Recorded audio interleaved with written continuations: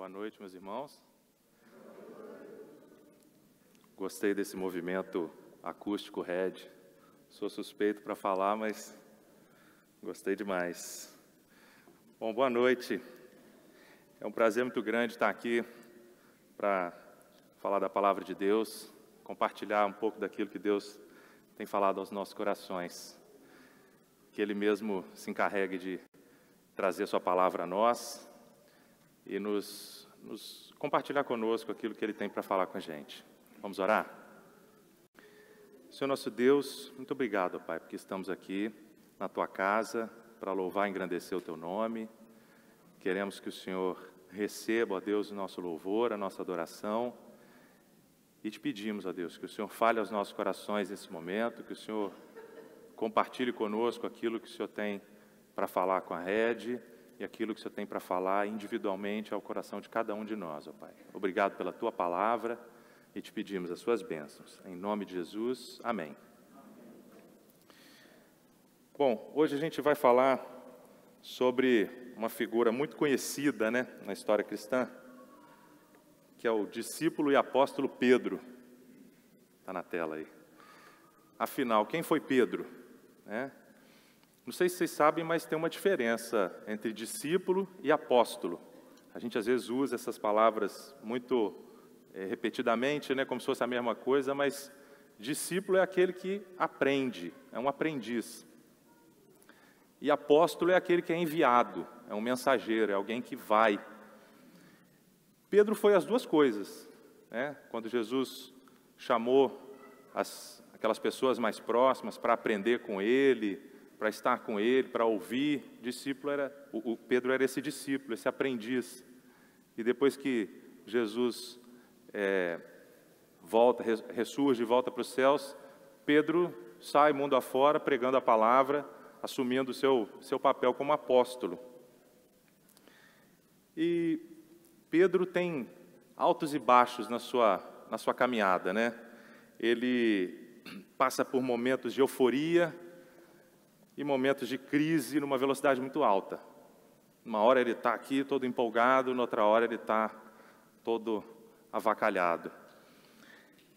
E eu acredito que Deus tem algo a dizer para nós nessa noite sobre isso, mas principalmente sobre a forma como Ele nos ama, a forma como Ele tem cuidado conosco, a forma como Ele é paciente e como Ele está disposto a ir ao nosso encontro mesmo nas nossas imperfeições.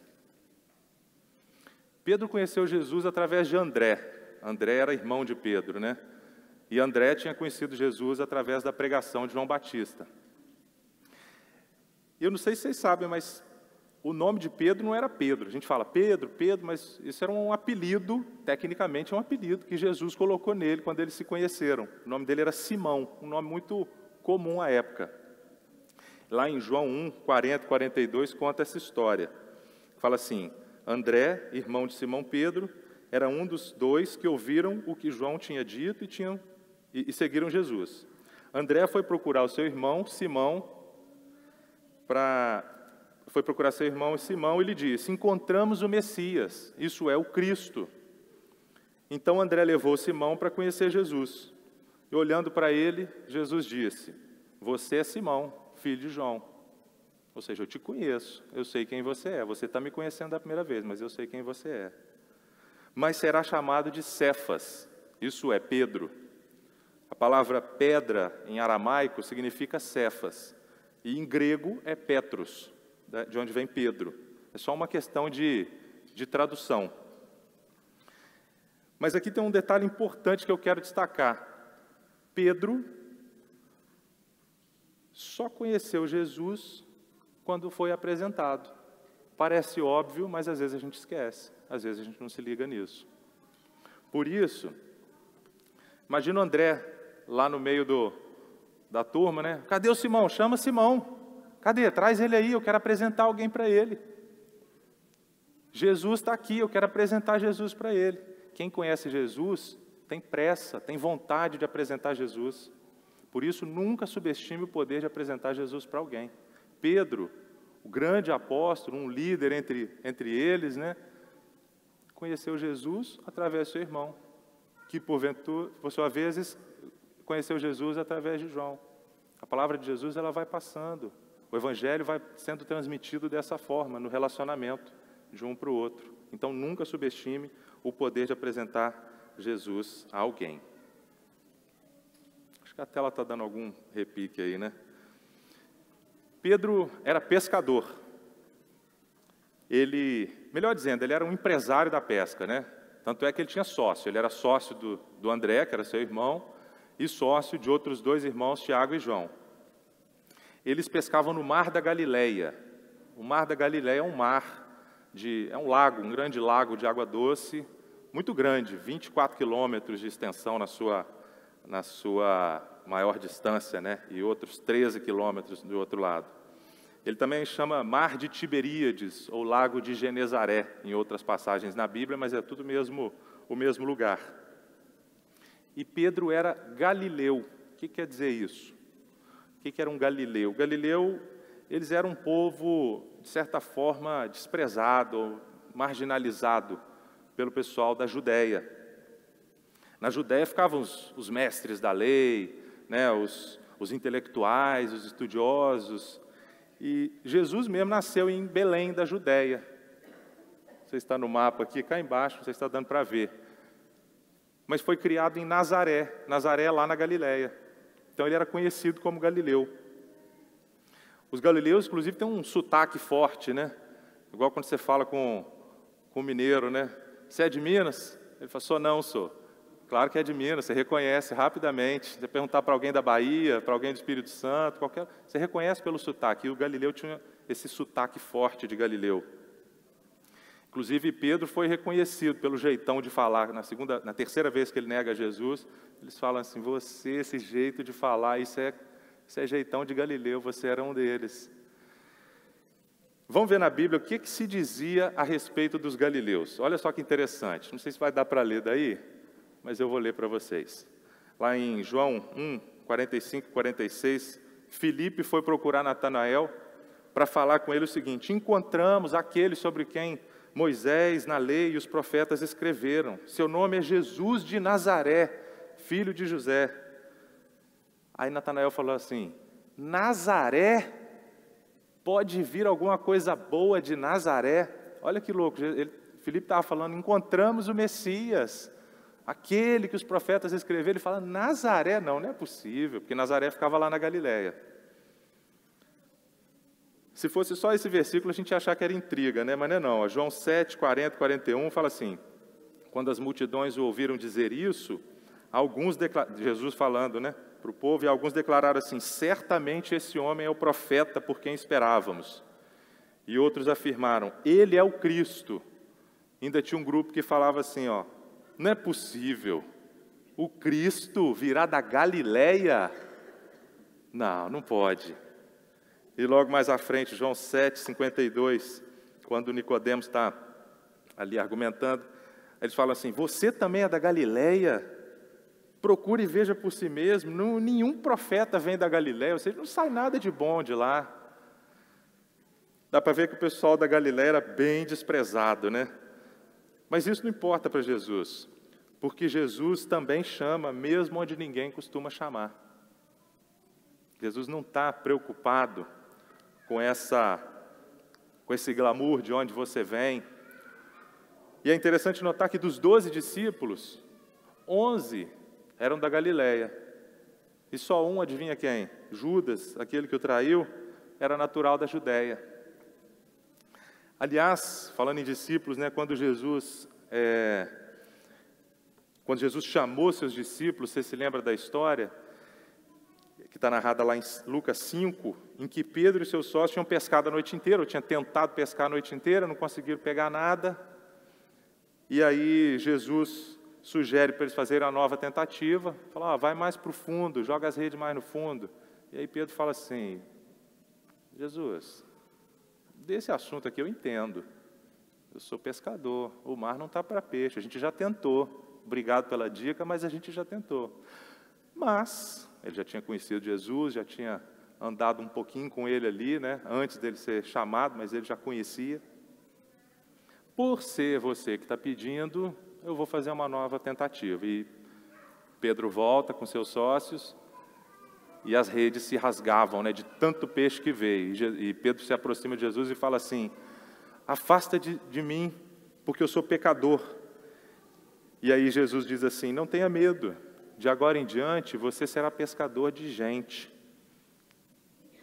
Quem entre nós, ao montar um grupo de discípulos, né, o grupo mais próximo ali, o board, iria na praia arrumar pessoas durante o seu trabalho ali, pescadores, para falar: esses são os caras que vão anunciar o Evangelho. Depois que eu morrer e voltar para o céu, eles vão ficar responsáveis aí por proclamar o Evangelho. Para nós, às vezes, isso é meio confuso. Por isso eu reforço esse ponto. Jesus também chama mesmo onde ninguém costuma chamar. E tem outro aspecto que eu quero destacar nessa característica de Pedro, que está lá em Atos 4:13. É que Pedro não tinha formação religiosa. Ele não era um mestre da lei. Como eu falei, ele era um pescador, um simples pescador.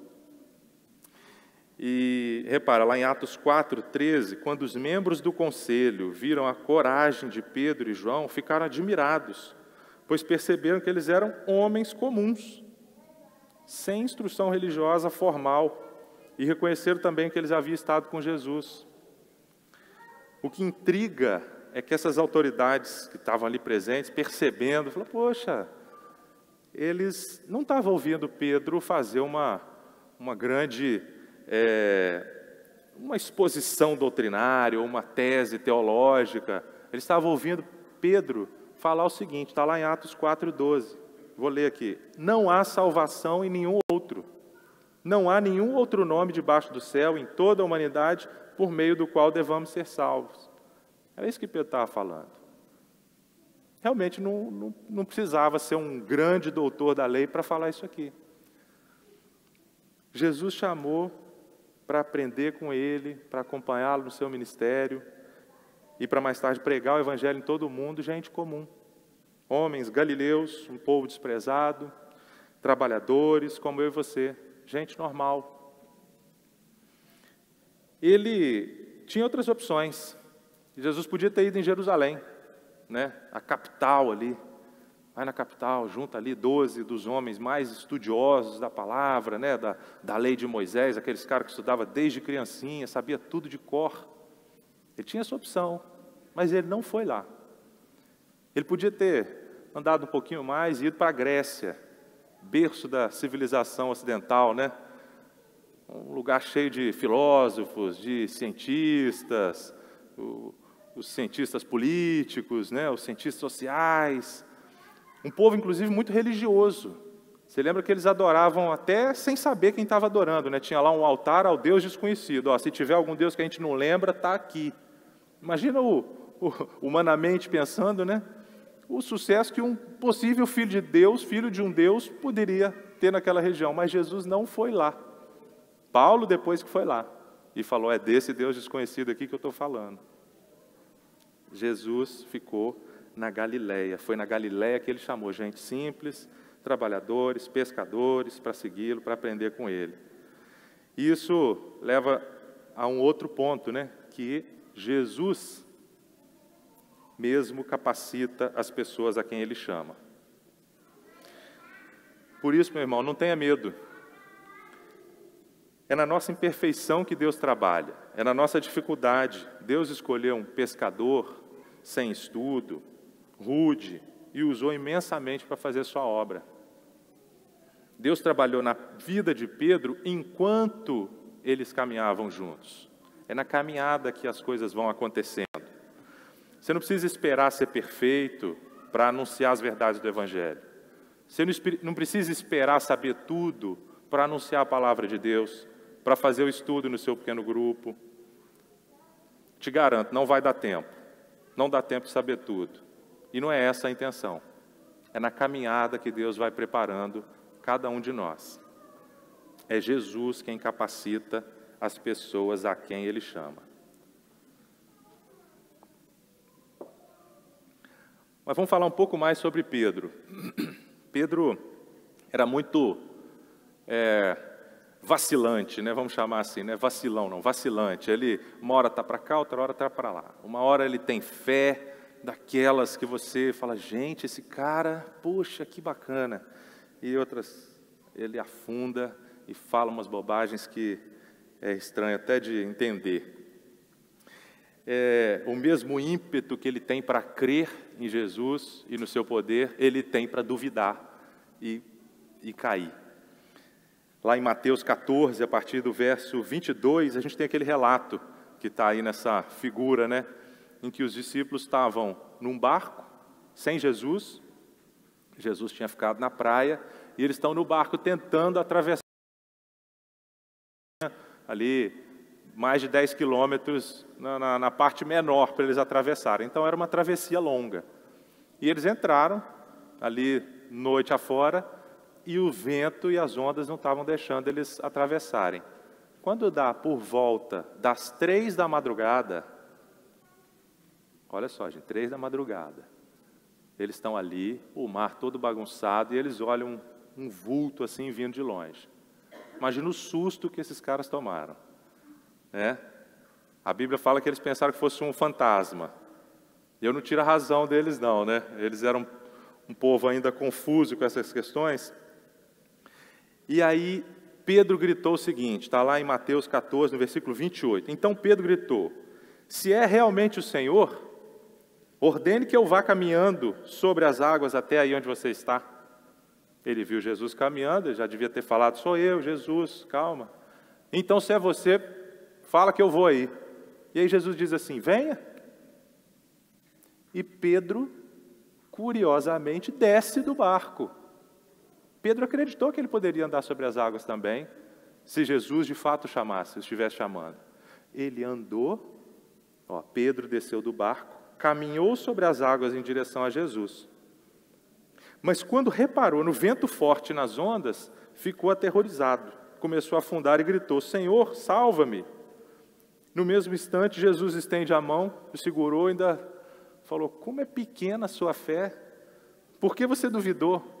Essa história não é muito legal, é intrigante, né? Pequena fé, eu acho que eu ia até reclamar, pequena, poxa, eu desci do barco, né? E é curioso porque fala assim, então Pedro reparou no vento forte e nas ondas. Olha, mas não tinha reparado, já era 3 da manhã, ele estava no barco. Foi só agora que ele reparou. É muito interessante.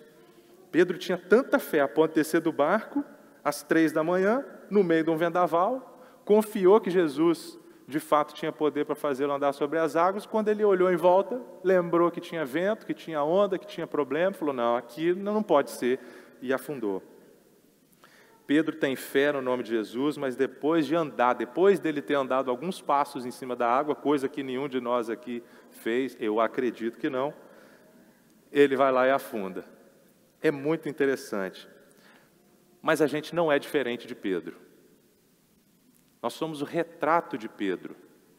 A gente tem o DNA de Pedro. A gente já viu coisas maravilhosas de Jesus na nossa vida. A gente sabe que Ele opera milagres, a gente já viu isso acontecer, ou na nossa vida, na vida da nossa família, dos nossos amigos, no nosso pequeno grupo, na igreja. A gente vê isso o tempo todo, mas de vez em quando a gente olha para o vento, para o mar, e fala, isso aqui não tem jeito. E aí a gente começa a afundar. A gente esquece que Jesus está no controle. E de repente a gente se vê afundando, porque a nossa incredulidade às vezes é muito grande. Mas é Jesus quem nos capacita. É Jesus quem cuida da gente. Se Ele falou que a gente vai andar, a gente vai andar. Se Ele falou para a gente fazer alguma coisa, a gente vai ter capacidade de fazer, porque é Ele quem nos capacita. Outro momento desse vai e vem de Pedro é lá naquela história, né, onde Jesus se abaixa para lavar os pés dos discípulos, e essa era até uma prática comum, só que era realizado por um servo, né? E Jesus se abaixa para lavar os pés dos discípulos. Aquilo foi um grande choque. Essa história está narrada lá em João 13, de 6 a 9. Quando Jesus foi lavar os pés de Pedro, Pedro falou assim, o Senhor vai lavar os meus pés? Não, negativo, espera aí. Aí Jesus falou com ele assim: Pedro, olha só, você não entende o que eu estou fazendo agora, mas depois, um dia você vai entender. Aí Pedro: não, meus pés não, de jeito nenhum. Pode olhar aí na sua Bíblia, ele fala: de jeito nenhum. Protestou Pedro. Pedro estava firme ali, resoluto: não, no meu pé você não encosta.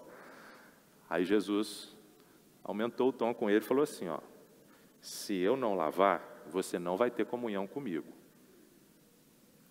Olha como é que Pedro vira completamente. Aí ele fala assim: ó, Senhor, então não lava só o pé não, lava também a mão, a cabeça, me dá logo um banho aqui. E Pedro é muito exagerado, ele vai de um extremo ao outro. Na hora: não, no meu pé não. E depois: não, me lava a mão, lava a cabeça. Calma aí, Pedro, que isso?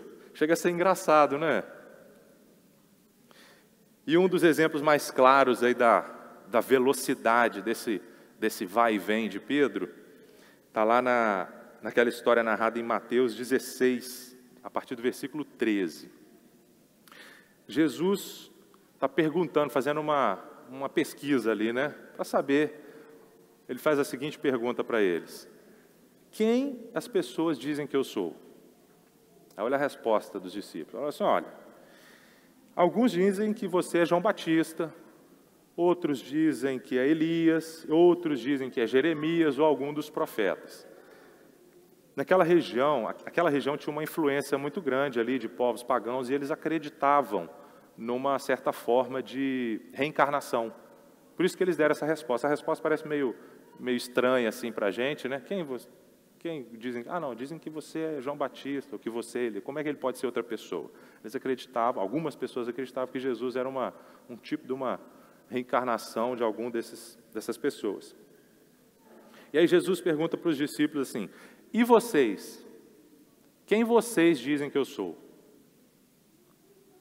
Pedro, muito animado, né?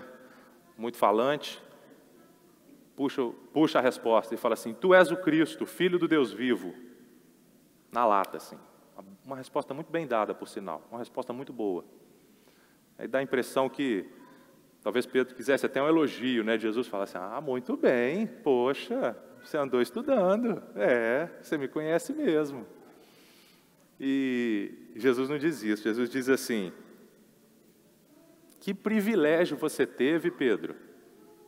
Que grande privilégio você teve, Simão. Ele chama pelo nome, não chama nem do apelido. Foi meu Pai no céu quem lhe revelou isso. Nenhum ser humano saberia por si só. Ou seja, você está dando uma resposta que Deus revelou. Jesus sabia que a gente só recebe a Cristo quando o próprio Deus revela para nós. Você pode olhar para Jesus por anos. Você pode ouvir falar de Jesus por anos, pode caminhar com Ele, pode andar perto, mas só vai conhecer Jesus e saber que Ele é o Cristo, o Filho do Deus vivo, se Deus mesmo revelar isso para você. Se você acha que Cristo foi apenas um homem bom, uma pessoa moralmente elevada, que ensinava as verdades do amor, apenas um homem mais elevado, mais santo, uma coisa assim mais etérea, e não que ele era o Cristo, o Filho do Deus vivo, você precisa ter um encontro real com ele. Jesus não foi apenas um homem exponencial, ele não foi apenas um homem diferente, ele não foi um Dalai Lama da vida, não é isso. Jesus não é um desses. Jesus é o Cristo, o Filho do Deus vivo. Ele é singular, ele é único. Ele não tem comparativo entre nós, humanos. Mas Jesus continua a sua conversa com Pedro, ali naquela mesma sequência, né? Ele fala assim: agora eu lhe digo que você é Pedro, porque Pedro tinha falado para ele quem ele era, ele falou: beleza, que bom, que grande privilégio, foi Deus que te revelou isso. Mas eu te digo uma coisa: você é Pedro, e sobre esta pedra edificarei a minha igreja, e as forças da morte não a conquistarão. Eu lhe darei a chave do reino dos céus, e o que você ligar na terra terá sido ligado no céu, e o que você desligar na terra terá sido desligado no céu. Presta atenção aqui, por favor. Algumas pessoas não entendem muito o significado dessa fala de Jesus. Inclusive, colocam Pedro assim como um homem especial, um homem mais do que os outros. Algumas pessoas interpretam que Pedro é a pedra fundamental da igreja, que Pedro é o fundamento da igreja, mas isso não é verdade. Olha só, no texto original tem uma diferença muito grande entre as palavras Petros, que foi o que Jesus chamou, tu és Petros, que significa fragmento de rocha, e pedra, e Petra, que significa a rocha firme, inabalável, a rocha de fundação. Pedro, tu és Petros, sobre fragmento de rocha, mas sobre esta Petra, que significa a rocha original, inabalável, ou seja, Jesus, eu edificarei minha igreja. Nessa explicação fica claro, mas ainda tem gente que acha ruim essa questão da tradução, então o bom mesmo seria a gente perguntar para Pedro. Ô Pedro, vem cá, você estava lá, você que estava conversando com ele ali, tete a tete. Claro que a conversa não está toda contida nisso aqui que está escrito. Eles conversaram mais coisas. O que você entendeu da conversa? Pedro podia responder, sim, claro. Inclusive eu escrevi sobre isso, está lá em 1 Pedro, na minha primeira carta, capítulo 2, versículos 4 a 7. Pedro mesmo, o próprio Pedro fala, vocês têm se aproximado de Cristo, a pedra viva. É Pedro que está falando isso. As pessoas o rejeitaram, mas Deus o escolheu para lhe conceder grande honra. E vocês também são pedras vivas, com as quais um templo espiritual é edificado. Como dizem as Escrituras, ponho em Sião uma pedra angular escolhida para grande honra. Quem confiar nela jamais será envergonhado. Então Pedro mesmo facilita a nossa vida, porque ele desvenda essa questão aqui, porque ele mesmo afirma, Cristo é a pedra fundamental, a pedra angular, a fundação principal, a rocha firme e inabalável, e que Petros, fragmento de rocha, e nós também, convertidos a Cristo, somos pedras vivas que participamos da edificação da igreja. Nós somos tijolos, pedaços, fragmentos. E Pedro fez parte. E morreu. Cristo é o fundamento e está vivo. Nós também fazemos parte e nós vamos passar. Mas Cristo continua. Esse castelo da foto aí é o Swallows Nest, o ninho da andorinha, lá na região da Crimeia. É muito legal, né? Pela foto fica fácil de entender. A Petra, o fundamento está ali. E naquelas paredes tem vários pedaços de pedra ali, ajudando, constituindo, né, a edificação desse castelo. Sem a Petra, sem a rocha fundamental, tudo isso cai, tudo isso vai à ruína. A igreja de Cristo, sem o próprio Cristo, vai à ruína. Então não confunda, Pedro não é a pedra fundamental da igreja. Cristo é a pedra fundamental da igreja. Ele é o dono da igreja. Nós, assim como Pedro, fazemos parte da igreja. E aí, na sequência dessa conversa, Jesus continua falando, né? Só que ele muda o assunto. Ele começa a falar o seguinte, olha, ele fala com os discípulos sobre o que ia acontecer com ele. Ele fala, é necessário que eu morra, eu vou ser morto. E ele não fala assim, olha, é o triste fim da minha carreira, é inevitável que eu morra. Não, ele fala, é necessário, eu vou. Só que eu vou ressuscitar no terceiro dia. Aí Pedro chama ele no canto e fala assim, Jesus, para de falar essas coisas, que morrer que nada. Olha que loucura, ele tinha acabado de falar, Jesus, tu és o Cristo. Quem era o Cristo? Era o Messias, era aquele que ia vir. E aí ele muda e fala, não, peraí, que morrer que nada. Isso nunca vai acontecer com você. Jesus na hora vira e fala para ele: afasta-te de mim, Satanás. Você é uma pedra de tropeço para mim. Olha que forte, né? Por que Jesus falou isso? Jesus sabia que aquela fala era uma tentação direta de Satanás. Inclusive muito parecida com aquela que ele sofreu no deserto depois que ele foi batizado. Vocês lembram da história? Não, você tem poder. Você está com fome? Essas pedras aqui podem virar pão. Chama anjos do céu, não precisa passar por isso. Você pode. E agora Pedro está falando algo muito parecido com ele. Não, que morrer aqui nada. Não, isso não vai acontecer com você. Jesus fala assim com Pedro: você considera as coisas apenas do ponto de vista humano e não da perspectiva de Deus. A pedra usada para construir, usada para edificá-la, também pode ser pedra de tropeço, se não considerar as coisas do ponto de vista de Deus. Se só considerar as coisas do ponto de vista humano, se não olhar para as dificuldades com os olhos da fé, se achar que tem nas próprias mãos a solução para tudo, que tem no próprio braço a força para resolver os problemas. Pedro olhou pelo ponto de vista humano quando sugeriu que Jesus, o Messias, o Cristo, o Filho do Deus vivo, não precisava ir para a cruz. Ele olhou do ponto de vista humano quando ele mesmo, depois de ter caminhado sobre as águas, olha para as ondas, para o vento e fala: opa, aqui eu não posso estar, e afunda.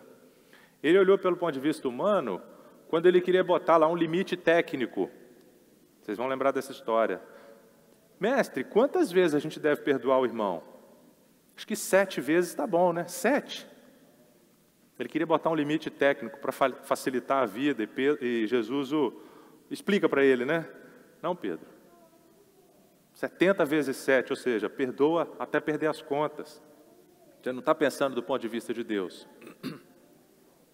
Ele pensou do ponto de vista humano quando sacou a espada. O Edilson falou dessa história na semana passada, né? Quando ele sacou a espada sem pensar e cortou a orelha do Malco, achando que ele ia resolver o problema.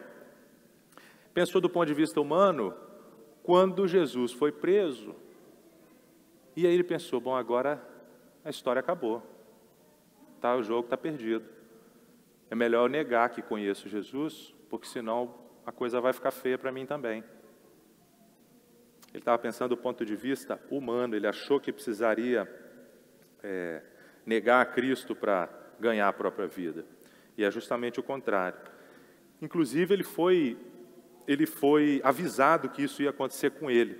Acompanha comigo, em Lucas 22, versículo 31, fala assim: então o Senhor disse: Simão, Simão, Satanás pediu para peneirar cada um de vocês como trigo. O que é peneirar como trigo?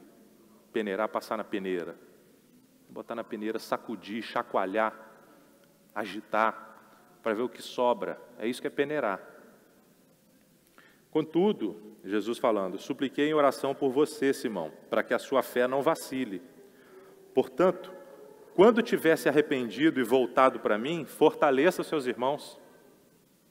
Aí Pedro, muito confiante, né, cheio de si, fala assim: Senhor, eu estou pronto para ir contigo até a prisão e até morrer do seu lado.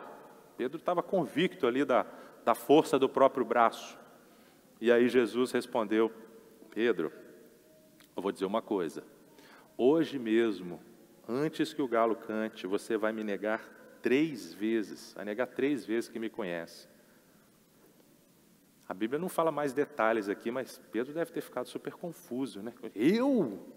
Não é possível. Poxa. E depois disso, vocês sabem o resto da história, né? Jesus foi preso. Enquanto ele era interrogado, Pedro o seguia de longe, para que ninguém o reconhecesse. Os outros discípulos já tinham dispersado, já tinha cada um se escondido, e Pedro seguia de longe, para que ninguém o reconhecesse. Por 3 vezes Pedro foi reconhecido como um dos amigos de Jesus, mas nas 3 vezes ele negou. Na última, inclusive, ele foi reconhecido pelo sotaque dele, né, que a gente já falou sobre isso. Mas ele retrucou e começou a praguejar, dizendo que não conhecia Jesus. Nisso, Jesus fita os olhos em Pedro. Essa imagem aqui achei bem legal. Jesus fita os olhos em Pedro, o galo canta, e Pedro sai dali e chorou amargamente. Está lá em Mateus 26, 69. Agora, é importante ficar claro uma coisa aqui, meus irmãos. A gente não veio aqui falar bem ou falar mal de Pedro. Sinceramente, a gente não está interessado no que Pedro tem a nos ensinar. A gente está interessado no Evangelho da cruz, no Evangelho da salvação. Como que Deus trabalha no nosso coração. Como que Jesus trabalhou no coração de Pedro e o que ele pode fazer, o que Jesus pode fazer na nossa vida. A vida de Pedro, ela é uma demonstração da nossa natureza duvidosa, ansiosa, orgulhosa e impetuosa, dos altos e baixos da nossa vida. E tem muitas lições para a gente aprender. A vida de Pedro mostra para a gente que é possível a gente andar com Jesus, estar perto de Jesus, caminhar com o grupo das pessoas que caminham com Jesus, e ainda presenciar milagres, e ainda assim estar longe o suficiente para negá-lo, como se a gente não conhecesse. Eu chamo isso de ficar na órbita do Evangelho. A gente tem a órbita, né? Você sabe que a Terra está na órbita do Sol, ela está orbitando em torno do Sol. A Terra está próxima do Sol o suficiente para receber calor, né? Para ser influenciada pelo Sol. Ela segue o Sol onde o Sol vai, o Sol não fica parado, a Terra vai girando em torno, mas o Sol também vai se movimentando. Mas ela está de longe, a 150 quilômetros de distância do Sol. Ela não está no Sol, ela está orbitando em torno do Sol. Pedro seguia Jesus de longe quando foi preso. Ele estava perto bastante para acompanhar o que estava acontecendo, para saber ali o que estavam fazendo, mas longe o suficiente para se envolver, para falar: eu sou servo de Deus, eu sou discípulo de Jesus. Longe o suficiente para negar Jesus. E essa é uma importante lição para nós hoje aqui. Presta atenção, por favor. A órbita em torno de Jesus não é suficiente para a salvação. A órbita não é suficiente para a salvação. Pedro esteve com Jesus, caminhava com ele, comia com ele, fez perguntas: como é que se deve orar? Como é que é isso? Como é que é aquilo? Pedro estava aprendendo, buscando na fonte, caminhando com o próprio Jesus. Mas estar em volta não é suficiente. Foi necessário um arrependimento verdadeiro, uma entrega total de vida a Cristo. É só isso que provoca uma mudança radical na sua vida. E depois que Pedro entende isso e se arrepende, ele muda completamente, isso fica claro lá nas suas cartas. Há pessoas orbitando o Evangelho. Presta atenção nisso, por favor, meu irmão. Há pessoas orbitando o Evangelho, pegando no Evangelho o que gosta mais, como um cardápio, rejeitando algumas partes. Opa, isso aqui não me serve, isso aqui me serve. Estão em volta do Evangelho. Participam dos cultos quando é humanamente conveniente, mas rejeitam quando tem alguma programação melhor para fazer. Tem pessoas cuja órbita em torno do Evangelho tem o período de uma semana. Se você lembra lá da física, né? Vem no domingo e aí some, desaparece, o resto da semana é como se o Evangelho não fizesse diferença nenhuma na vida da gente. Parafraseando Pedro, né? No domingo está por aqui, vou até a morte se preciso for, a gente canta, levanta a mão, e durante a semana o galo canta, canta, canta e ninguém ouve. Há pessoas nessa órbita da rede que participam apenas pelo fato de ser um bom lugar para os filhos, que tem uma música boa, agora com acústico, bancos confortáveis, uma equipe legal, pastor, muita gente boa, amigos, mas não compreende que o Evangelho da salvação não é isso. Isso é um entorno, isso é a órbita. Isso é bom, mas isso não traz sozinho a salvação. A salvação vem pela fé em Jesus Cristo, Filho de Deus. Quando a gente fala aqui na rede que é tudo sobre Jesus, é isso que a gente quer dizer. Jesus é a centralidade do Evangelho. É nele que a gente deve estar. Quantas pessoas estão dentro, participando, com compromisso e com responsabilidade? E quantas pessoas estão na órbita dos pequenos grupos?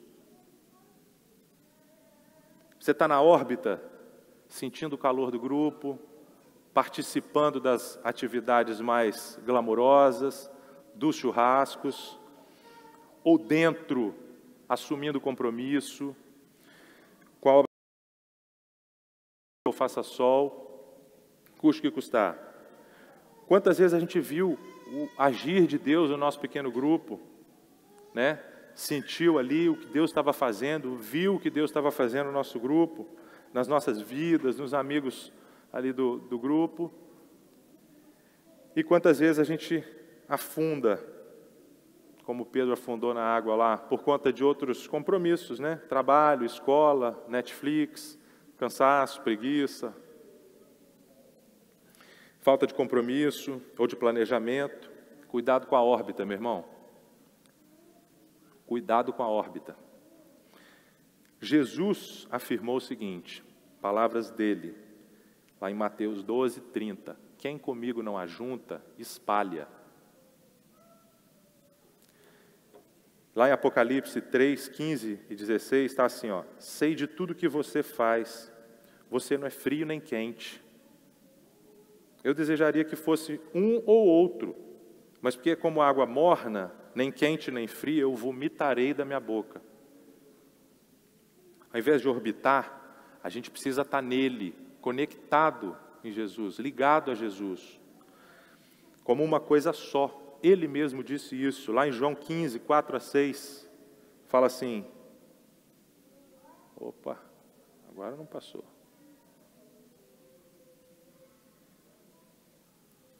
Jesus falou assim, permaneçam em mim, e eu permanecerei em vocês. Pois assim como um ramo não pode produzir frutos se não estiver na videira, vocês também não poderão produzir frutos, a menos que permaneçam em mim. Sim, eu sou a videira, vocês são os ramos. Quem permanece em mim e eu nele, produz muito fruto. Pois sem mim vocês não podem fazer coisa alguma. Quem não permanece em mim é jogado fora, como um ramo imprestável, e seca. O ramo da videira, não adianta ficar na órbita da videira, ele vai secar.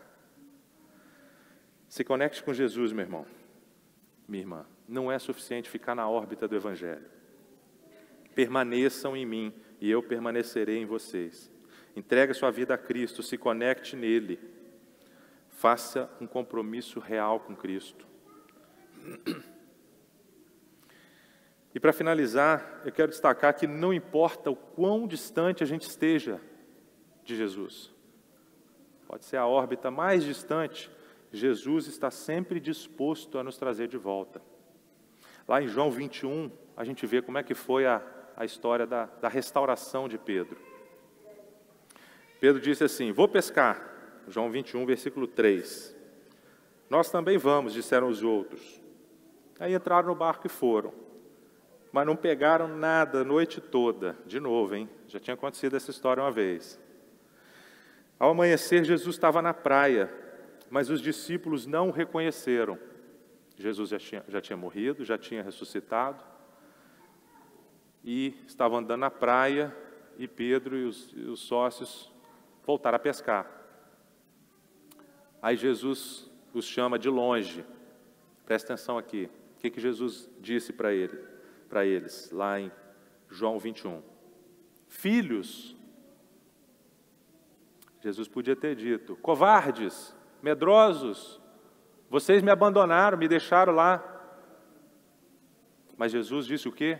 Filhos. Jesus nos chama de filhos, independente do que a gente tenha feito. Depois que Pedro tinha negado Jesus, eles não tiveram a oportunidade de esclarecer as coisas ali. Jesus chama filhos. Vocês têm alguma coisa para comer? E eles de longe, sem conhecer que era Jesus, falaram, não, tem não. Não pegamos nada. E aí Jesus diz de novo, lança a rede do lado direito do barco. Vocês vão achar peixe aí. Deve ter sido estranho também, né? Alguém desconhecido lá na praia, falando de longe. Lado direito. Ele falou, poxa, deve ser pescador, né? Vamos fazer o teste. Eles jogaram a rede e a rede veio tão pesada que eles estavam de novo quase afundando. João reconheceu, falou, opa, peraí, conheço essa história. Cutuca Pedro e fala assim, é o Senhor. Quando Pedro sacou o que estava acontecendo, ele vestiu ali a capa, porque ele estava mais à vontade para pescar, pulou na água, foi correndo ao encontro de Jesus. Os outros ficaram no barco, puxaram até a praia a rede carregada, pois estavam a uns 90 metros de distância. Quando chegaram, havia um braseiro no qual havia um peixe e um pão. Jesus já tinha feito ali uma fogueira e estava assando um peixe. Olha o que Jesus fala. Traz alguns dos peixes que vocês acabaram de pescar. Pedro foi lá, pegou um dos peixes, dos 153 grandes peixes que a Bíblia fala, e fala assim, Jesus disse assim, venham comer. Nenhum dos discípulos tinha coragem de perguntar, quem é você? Pois sabiam muito bem que era o Senhor. Repare que os discípulos estavam com vergonha. Eles não tinham coragem de perguntar, é você mesmo? Jesus, é você? Que refeição constrangedora que deve ter sido, né? Sabendo o que tinha acontecido, falou, poxa, ele ressuscitou, está aqui, nos chamando para comer com amor, recebendo a gente. Jesus não fez qualquer crítica. Está face a face novamente com Jesus e perceber estranhamente que ele de fato se esquece, não se importa, ele deixa para trás, ele zera a conta dos nossos pecados. Por quê? Porque ele já pagou o preço por isso.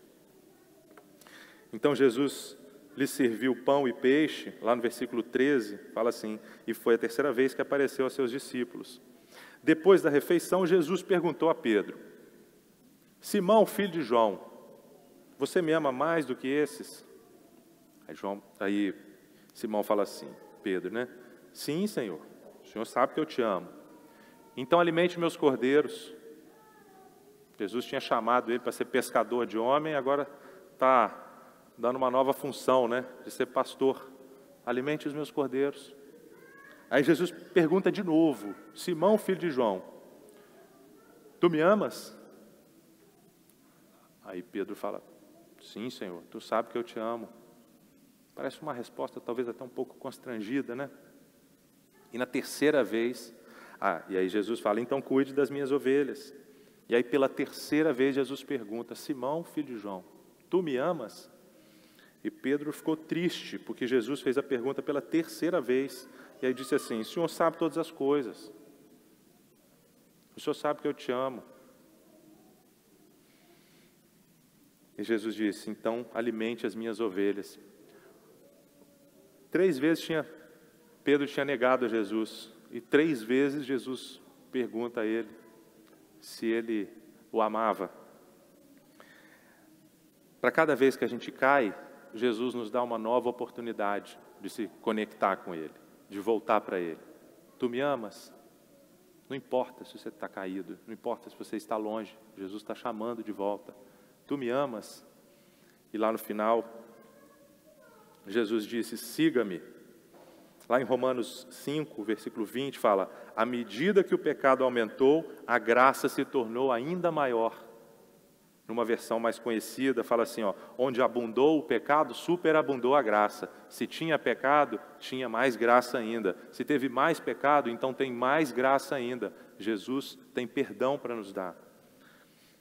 E ele chama novamente a Pedro, dizendo, siga-me. Não importa o momento, a ocasião, a forma como você caiu. Jesus está disposto, te chamando de volta. Às vezes você tem até negado Jesus, mas Jesus está dizendo, siga-me. Volta. Jesus não está dizendo para Pedro, olha só isso aqui, siga o seu coração, siga a sua vontade. Jesus está dizendo, siga-me, siga Jesus. E agora, Pedro, ele já está com uma visão completamente diferente. Lá atrás ele tinha aquela visão cheia de si, né? Eu estou pronto para ir à prisão, até morrer por ti, se for necessário. Agora Pedro está totalmente quebrantado. Sim, Senhor, tu sabes que eu te amo. Siga-me e apacenta as minhas ovelhas. A gente precisa confiar em Jesus, não em nós mesmos, não no nosso braço, não na nossa força, não na nossa inteligência. Ele que pagou o preço pelos nossos pecados, Ele que está te chamando de volta. Siga-me. Jesus está dizendo isso para nós hoje, assim como Ele disse para Pedro. E alimente as minhas ovelhas. Seja um cristão maduro, um cristão ponta firme, para alimentar e cuidar das outras ovelhas, para discipular, para cuidar do amigo, para falar do Evangelho a quem não conhece, de fortalecer os irmãos e de ir até a morte, se for preciso. Porque o barco de Pedro ficou vazio, a empresa foi fechada e Pedro seguiu a Jesus. Jesus te chama hoje, meu irmão, minha irmã, faça um compromisso com Ele. Ouça o seu chamado. E Ele mesmo vai nos capacitar para realizar a sua obra no mundo, enquanto Ele realiza a obra dEle em nós. Amém? Senhor, cuida de nós, Pai. Tenha misericórdia das nossas vidas, ó Deus. Nos ajuda a reconhecer, a ouvir a Tua voz, ó Deus, que está dizendo para nós, filho, siga-me. O Senhor está chamando, ó Deus, e nós queremos, ó Deus, ouvir a Sua voz e atender o Seu chamado. Incomode os nossos corações, ó Deus, para estar juntos, conectados com o Senhor, como um ramo da videira e não apenas como um planeta orbitando o outro, ó Deus. Nos incomode a cada um de nós e que a gente tenha maturidade, ó Deus, de nos entregar ao Senhor e seguir a Tua vontade, ó Pai, seguir a Tua palavra. Em nome de Jesus. Amém.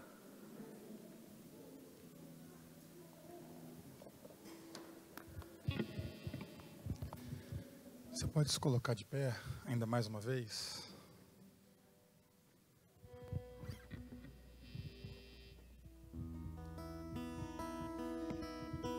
A partir daquilo que você viu e ouviu nessa noite,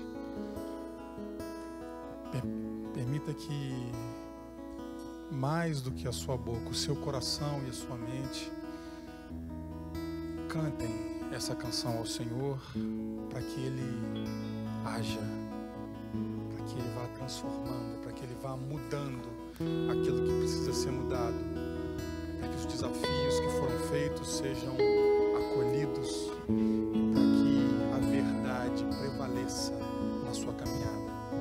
Vamos louvar o Senhor.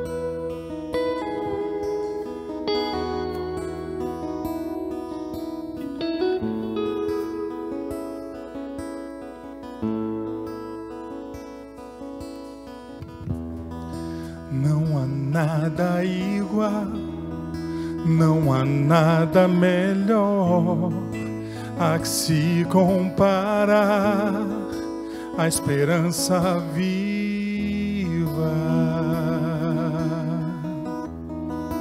Tua presença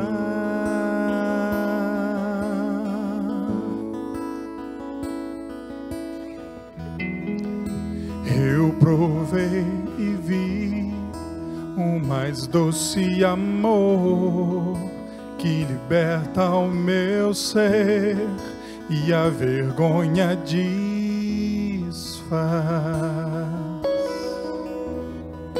Tua presença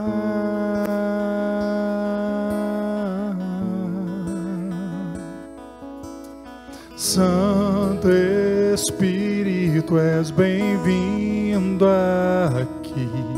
Vem inundar inundar, encher esse lugar. É o desejo do meu coração, sermos inundados por tua glória, Senhor.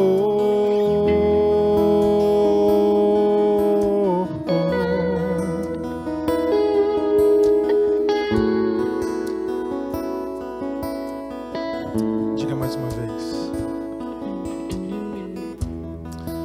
Não há nada igual, não há nada melhor a que se comparar, a esperança viva, tua presença.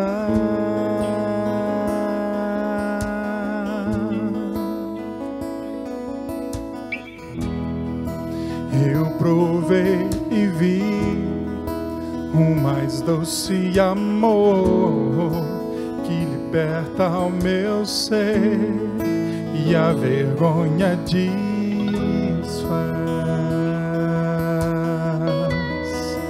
Tua presença,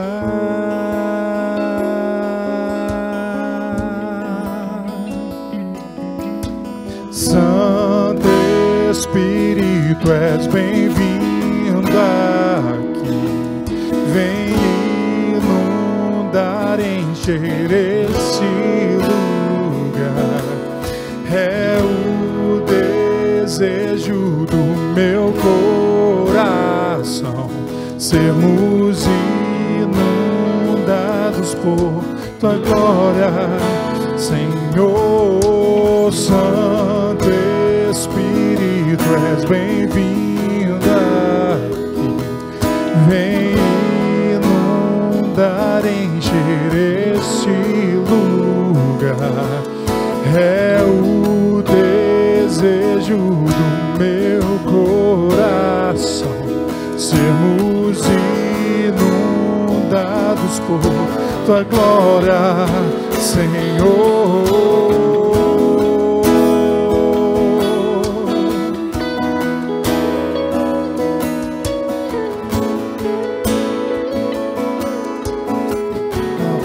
Apresentamos diante de ti.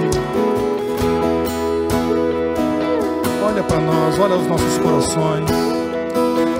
Pelo teu Santo Espírito transforma, para que permaneçamos em ti. Vamos provar quão real é tua presença. Vamos provar tua glória e bondade. Vamos provar quão real é tua presença. Vamos provar tua glória e bondade. Vamos provar quão real é tua presença. Vamos provar tua glória e bondade. Vamos provar quão real é tua presença. Vamos provar tua glória e bondade.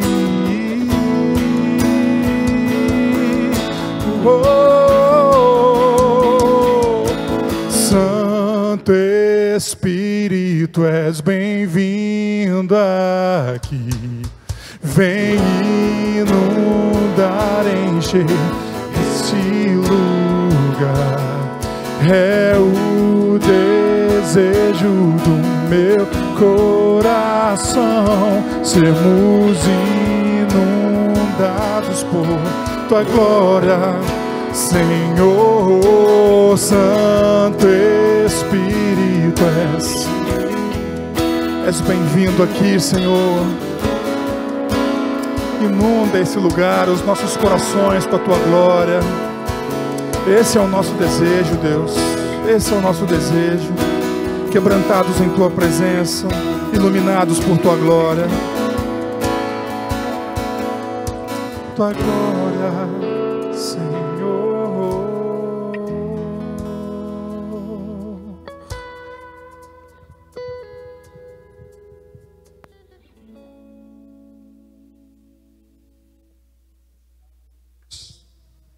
Nós estamos terminando o nosso culto e que tempo especial tivemos aqui, né? Louvando a Deus, ouvindo a palavra do Senhor. Que bênção que Deus tem nos dado de experimentarmos da realidade da presença dele em nós e no nosso meio. Esse é um grande milagre e nós devemos ter bastante sensibilidade diante disso. Bom, nós estamos terminando o mês de janeiro e nós temos aí o objetivo de, em 2022, memorizarmos 52 versículos ao longo do ano. E nós temos mais um versículo dessa semana. Antes dele aparecer, eu só tenho um aviso muito importante.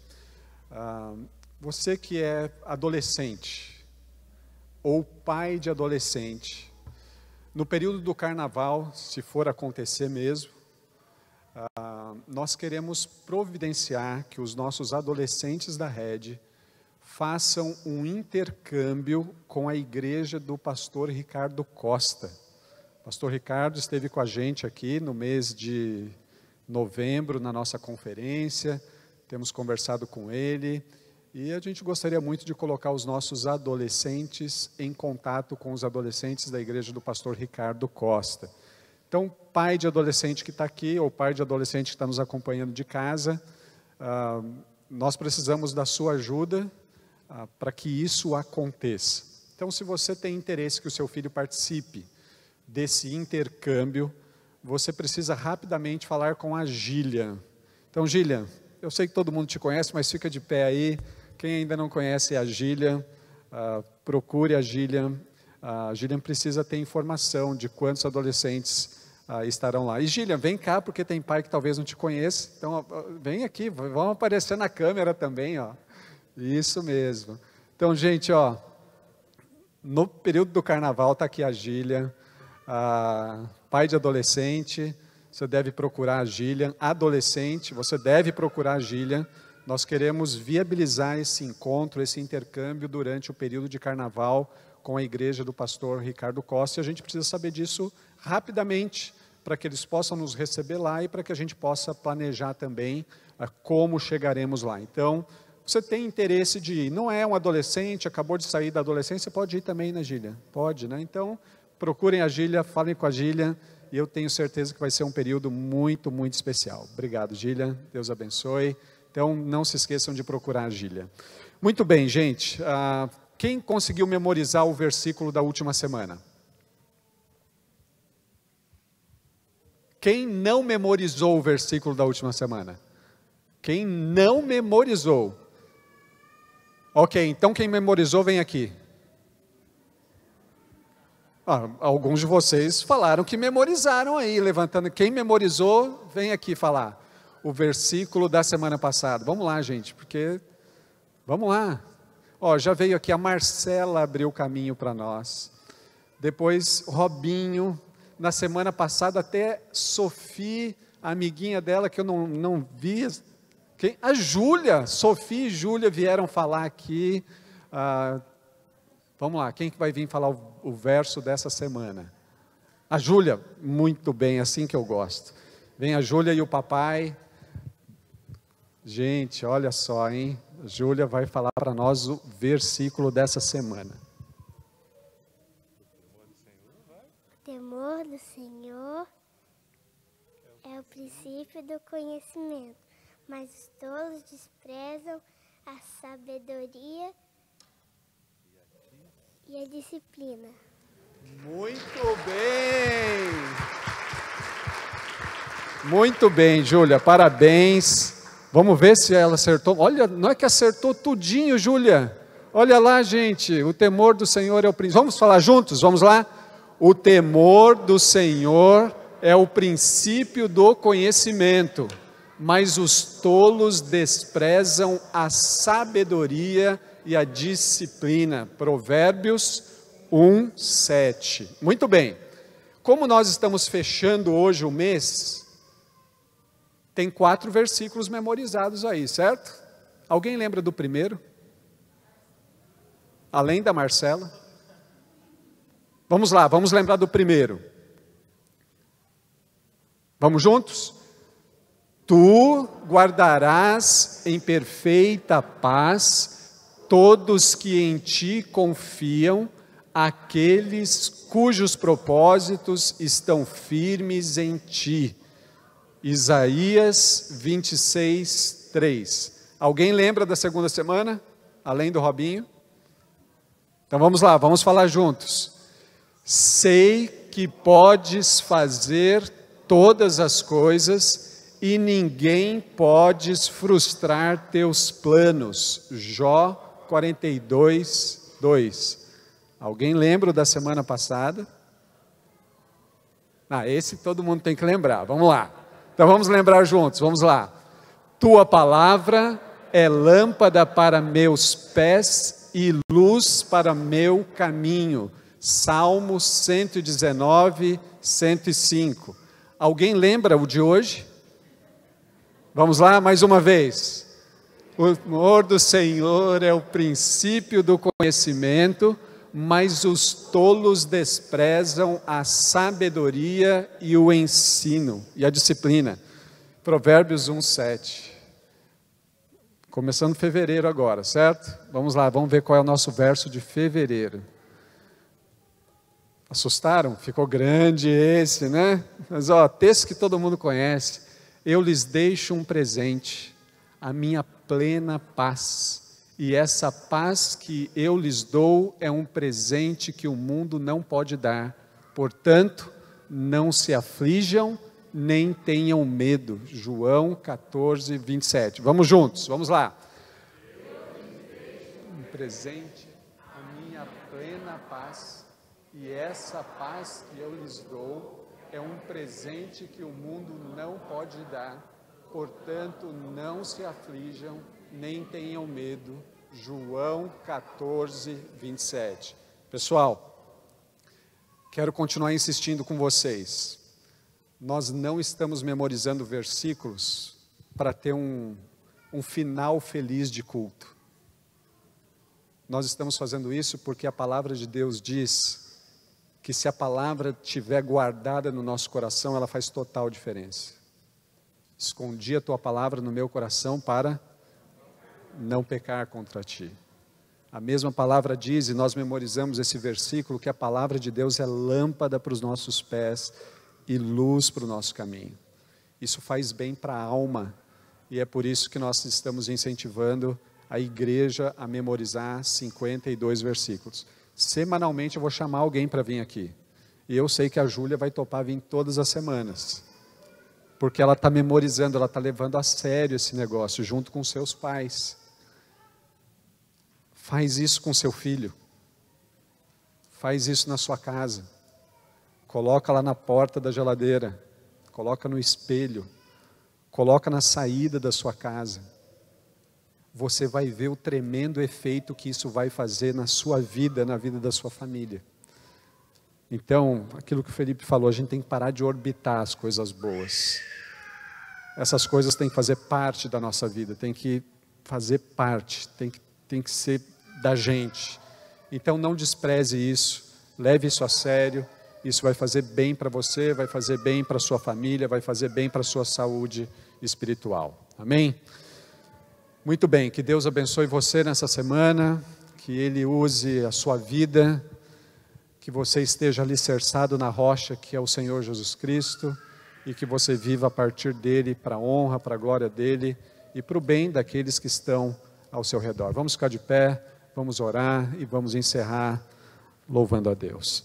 Senhor, que o Teu grande amor, que a graça do Teu Filho Jesus Cristo, que a comunhão e as consolações do Espírito Santo seja sobre todos nós hoje, durante essa semana, nesse novo mês, por todo esse ano, para sempre, ó Deus, até que o Senhor venha ou até que o Senhor nos chame. Por favor, Senhor, que a Tua boa mão esteja sobre a Tua igreja. É o que nós pedimos a Ti e agradecemos em nome de Jesus. Amém, amém e amém. Que Deus dê a você uma excelente semana.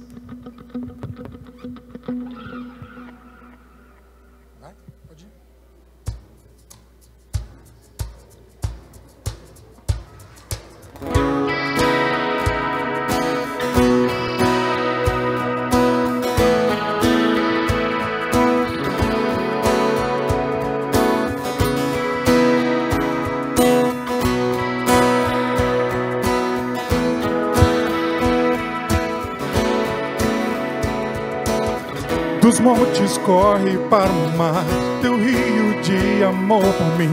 Eu abrirei meu coração, deixando tua luz entrar.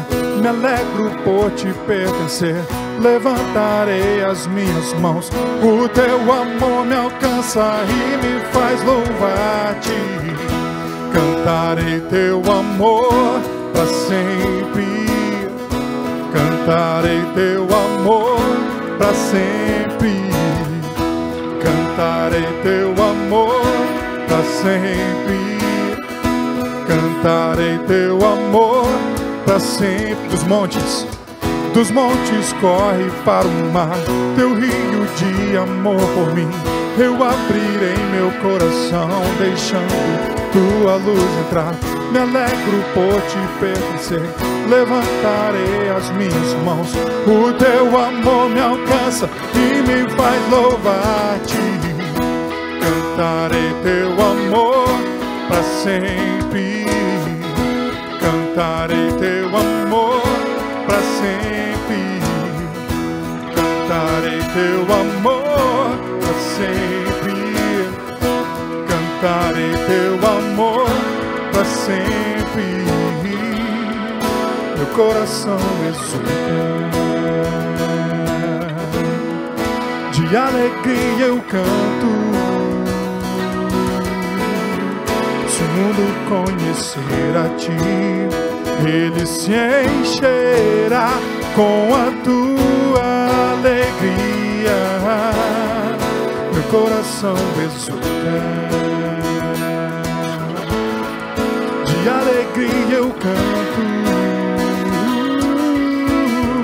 Se o mundo conhecer a ti, ele se encherá com a tua alegria.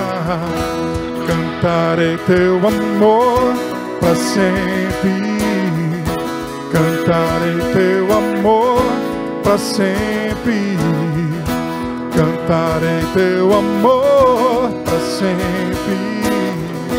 Cantarei teu amor para sempre. Bom, em paz, em nome de Jesus. Tenham todos uma semana abençoada. Reforcem os cuidados. Muito álcool em gel para todo mundo. Em nome de Jesus.